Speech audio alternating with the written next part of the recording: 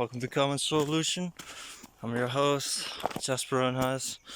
Today I'm here hiking in nature. I'm going in the Angel's Path, it's called, to the peak of a mountain. It's kind of like a pilgrimage. That's the main reason why I went traveling as well, is to go into nature, do a little bit of hiking like I'm doing now. As you can see, I have this stick that I found as a support, and just wanted to talk about the importance of nature, because just like I said, it was my big intention for traveling, but due to certain circumstances with this COVID, it was very difficult to have that capability. Now that I'm here in Girona in Spain, it's actually something that answered some of my philosophical questions to a certain extent. There's also more questions that come with that. But one question that I had is how do you integrate society and nature back together? Because a lot of people that are quote unquote awake or free-minded, whatever you might call it, there's a movement that they'll go off the grid and live more in nature, which I completely understand, because it's just like I would recall spirituality naturality, which is its most natural way of living, because we're just born in nature, through nature in a philosophical sense, but also like evolutionary.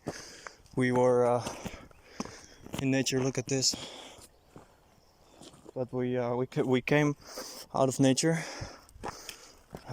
So it is very logical, well, very reasonable that people want to go back to that place. Unfortunately, or fortunately, I don't know. So you decide, but we already have cities. I guess I have to go in this direction. But we already have cities, so we cannot destroy the cities and just go all off the grid. So it's not a solution. So, like, for personal reasons, I would like to live in a place where you have living in cities surrounded with other people that are like-minded and balanced with different-minded. There's not really a word for that, I guess, but it's just as important, because if we only have like-minded people, then we get into this feedback loop, and once somebody comes in there and challenges your views, you don't know how to handle it, and you take it personal and you discard it. Cognitive dissonance, they call it in psychology. And through that, you can never arrive at truth, really, because you just want to hear and reaffirm what you already know. And that's why we need people that think differently. But something that we all have to center around is the importance of nature, and it just cleanses our spirit. Like, there's some people here that are still wearing masks even though they're in nature. I would love to hear what their reasons is for believing that makes sense. I did the test just yesterday and was negative, even though I didn't wear a mask that much, and I'm not wearing one now, because I think it's for everyone themselves to decide. But I think it's due to fear. People are not ready to be themselves yet and take on life as it is. A lot of people, I'm a little bit sidetracking here, but I do think it's important to mention that people are afraid of death. And that's not just people that believe in the government, but also on the conspiracy side. Like, on the one side, people say we are going to die because of the virus, so we should just listen to what the government says. They will think for us, make decisions for us, which is best for us, even though they would recommend the work of Ivor Cummings. He pointed many things out that would have been improving the situation a lot more better and wouldn't affect the economy as much. But that's a whole different topic. But the main thing is that nature cleanses our spirit. I'm just gonna check if I'm walking the right direction. Yeah. But it cleanses our spirit, and it will give us true insight of what is actually needed for us. And that's why I'm here, just to contemplate and connect with nature. Because I don't know if I'm getting into some conspiracy theories, because I do have give some credit to conspiracy theories. Just that I do think that they want to separate us from being able to have access to nature. So there was one time also in Barcelona, I got stuck there for multiple months because I couldn't go out of nature. So that's a little bit frightening, because I also have fears, of course, but I'm ready to talk about it, and I don't identify with it, and I definitely don't let myself be controlled by the perspective. And that's also a reason why I wouldn't go off the grid myself, because if I would do so, then I would do it out of fear. So I think what else is needed is that, and that's why I started this channel, is that we are engaged in society in a more conscious manner, where we try nature to bring back to us. Because, like I said, might not always have the capability to go into nature, but the best we can do is try to integrate nature back into our lives. That can just be something simple, like having more plants in your house, or having a more naturalistic mindset. I would like to deepen this in the future, what this really implies, because there's a lot of things attached to having a naturalistic way of thinking, and I cannot truly transmit this through words, because that's the importance of nature. If I just shut up and just listen to my surroundings, it would speak a lot louder, and will say to what it is you need to acquire to live more naturalistic. But it just also implies that you shouldn't attach too much value on material possessions, because people always say, also my family and many people, like, oh, if you get a car, you are getting more freedom, so for me that implies, so if I get something, then I'm more free. But that mostly is just the opposite, because once you get something, you're more attached to it. You need to repair your car, you need to maintain your car, you need to buy gasoline, you have to pay taxes for it. You have to keep using it, because otherwise you bought it and then you didn't use it. So I chose to do something else with my money, and that's traveling. Because if I die tomorrow, at least I've seen a lot in the world, and I learned a lot, and I tried to share it with other people. And I think that's more valuable than having a very beautiful car. And don't get me wrong, if you need the car, then buy some. But for the most part, it's a trap.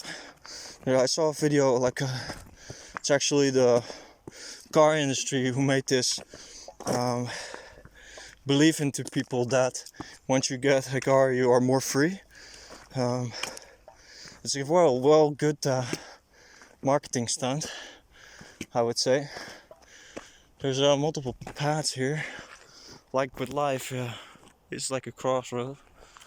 You have to take chances and make the right decision. Just like in every moment, so I'm choosing this path because it just looks more appealing. I'm trying to hold my camera high, but it's I don't have a selfie stick yet. Maybe something to buy in the future. So if you need it, then buy it. This is the thing with the selfie stick as well. Maybe I don't need it because I can film like this, but if I would hold my arm like this, it would be better represented. But I just worked out today as well, and I'm walking here with this stick, so I'm taking it easy. Well, I'm hiking, but you get the point, I guess. Well, so what is it? Let me just go into what is required to be in a naturalistic mindset.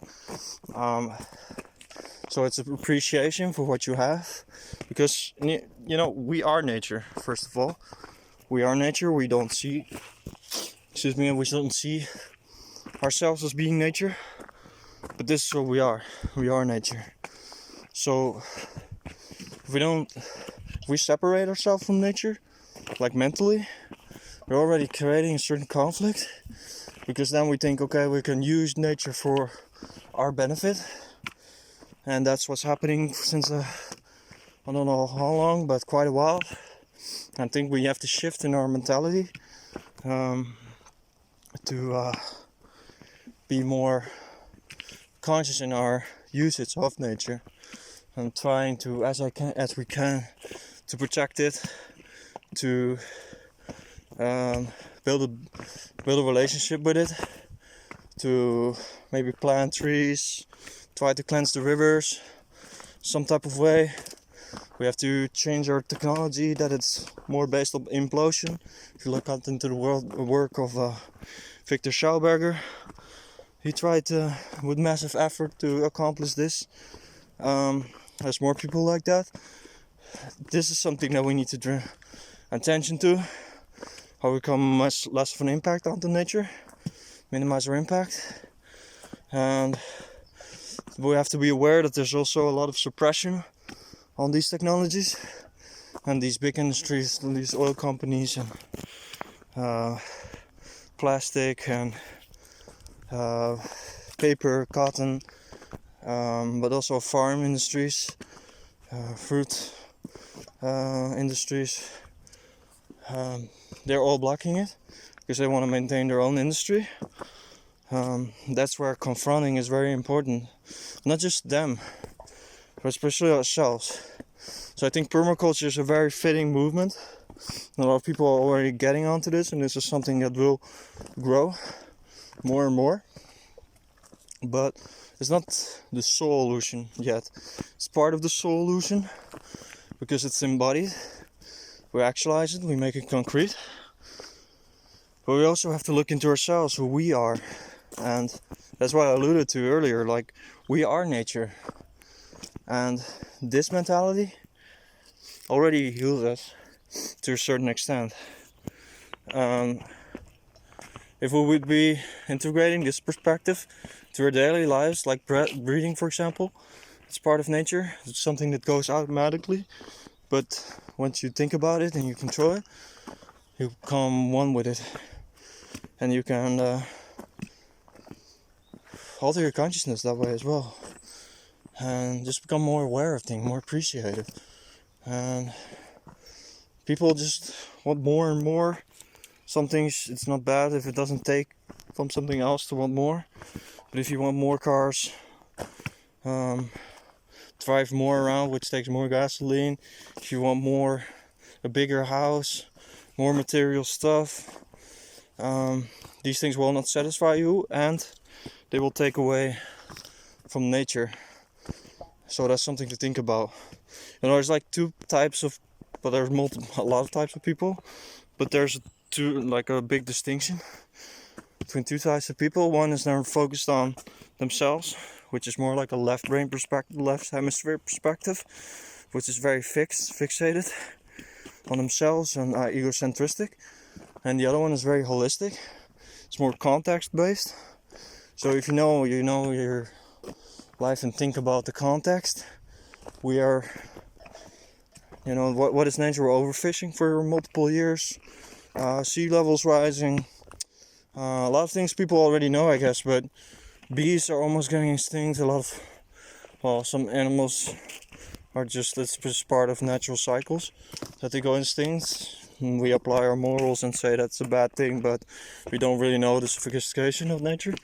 And it's a cycle. Like, sure, there are species dying, but also new species evolving, which takes, of course, a longer time. So it's a very big topic. But it's definitely something that should be looked at more thoroughly, and not something that you should separate from yourself. Like, I've met people that are living very holistically, so they know about the context of nature, but then their own personal life is very impoverished, and they still draw in a lot of drama, and they blame other people for this, and then they take a moral high stand that other people are not good people because they're not living the same way, which sets up a barrier, which blocks change, positive change from occurring. Excuse me. So all these things should be taken into account, and it's an integrative process. That's why I was working together with Blai, Thomas Soleil. But like everyone, also he has the things to work on, and so do we all. But that's the main thing. So we shouldn't separate ourselves from nature, from each other. And if you have the chance, go into nature like I'm doing here. It's a beautiful view, like just here. Maybe I'm gonna eat something here. I think this hike is gonna be a while. Take chances in life. Go out of your comfort zone, explore, create, co-create, all that good stuff. Don't want bigger things, just appreciate what you have and expand on that. And be a servant of nature. Because life is about service, and not just to each other, which a lot of New Age is saying, like, oh, we should just serve each other. No, then we're excluding nature, we're making the distinction between ourselves and others. But we should just give service. And this includes nature. It's an entire study. Like Victor Schauber did a lot of work on this. Like, you should first study nature very thoroughly, and then try to imitate. Because I'm just random implementing a tree here. Could devastate the whole area, so we should really be aware of our actions. So do everything with the precaution and a lot of clarity. And yeah, so I think this is it. I do want to add one more. Oh fuck! I need to go down here. But there's one more. Quote that if I'm gonna try to say it from Michael Tessarian. I'm paraphrasing, I guess. But epiphany, antipathy to nature is epiphany to the self. And if you have an no, I don't know. Okay, I will put it in the. I will edit it in the video. I got it written down in my notes in the Netherlands, so sorry, but I forgot the whole quote. It's been a while since I've read it, but yeah, so thank you for watching these videos. Like and subscribe, and yeah, if you feel like it, donate. I'm not doing it just for the money, just doing it more for positive change, so nothing forced. It would help me out big time, but and also to keep growing this channel. So if you think like dialoguing is important, talking about these topics that I'm talking about right now, I didn't prepare anything beforehand. I just have more spontaneous insight, like, okay, I need to do this video and share some of my insights during this walk, and the rest I will be just by myself and be in solitude, which I talked about in the previous video as well. Check that out if you can. And yeah, eternal love, and take care, not just of yourself, but of everything, including nature. Alright, peace out.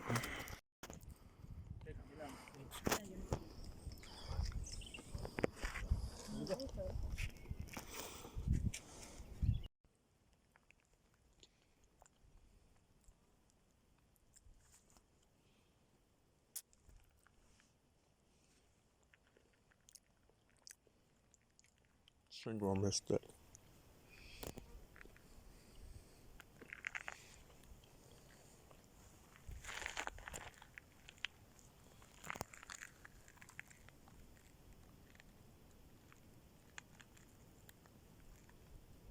Alrighty, almighty. This is a continuation of this Soulution. I think I'm gonna make this a little bit longer because I wanna share that video of the view that I had, and you can see why I was walking and where I was hiking towards. Life is about the journey, but this journey is also about the destination. I think life as well, like it's not just the journey or the destination, it's a combination of both, like with everything. And this destination told me, like, or it showed me even better, that there's like a castle. There was like a castle you could see, and a church. Well, the castle is where you had the view. Maybe I'll add it in a few pictures to make it more clear. And then, like there's like a church next to a tower, and they don't know if this tower. Well, they don't have any record of it, like when it's originated, when it was built, and when it was like first used by who and what. So it makes it more mysterious. I didn't know anything about this castle, by the way. I didn't even know that there was a castle. I was actually walking towards something else, like a church, which is might still go there, but I'm kind of also I need to check the time to get back. This is about 3 hours walk, and yeah, I don't want to be stuck here in the dark. Here it's not that bad, but later there's some more off the road places, and yeah, it's fucked up to do that during the night. So yeah, I just want to add like the insight that I had there, because a lot of them I would just more keep to myself, and just because not necessarily because I don't want to talk about it, or because I'm still wanting to unpack. But I guess this is not really ideal, right? On the video I haven't really checked, but the camera's actually moving a lot.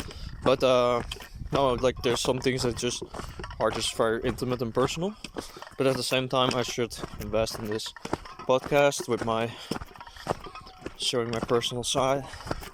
But no, I just there's a I do think like it's important that there's like a church and a oh, look at this butterfly. But I do think that there's like an important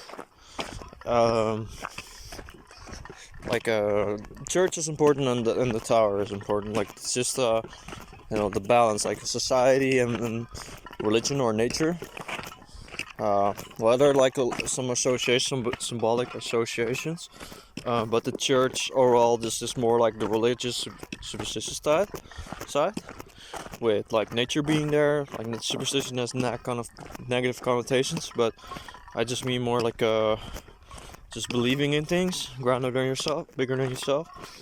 The other, like the castle is more functional, like more for practical reasons, like war and protection. So it's like protecting the church, which I find very fitting, because it's like protecting the sacred. Yeah, it's like actually I'm really glad that I went to this castle, because it's symbolically it's just perfect. There's not a lot of like symbolism there, but just that combination, it just speaks very loud to me, and the view, it's just incredible. And yeah, it's all about the journey as well. So the journey was pretty interesting, pretty intense as well, because I took the wrong direction at a certain moment. I had to grab my maps, which is also like people say technology is bad, but that moment I needed it, so it's not necessarily bad. It's a mixture, both how it depends on how you use it. Did some podcast episode on this, but I just because I already finished up talking in the previous part, but I'm gonna edit this in, just like an extra. And yeah, so like and subscribe, all that stuff I already said, and just wanted to share that insight. I also saw a butterfly, and it was like showing, and I could come close with the camera. Maybe not super spectacular, but it just speak to me like an awakening of my soul. And yeah, so I'll put that in as well. Hello. So yeah, alright, well, see you soon.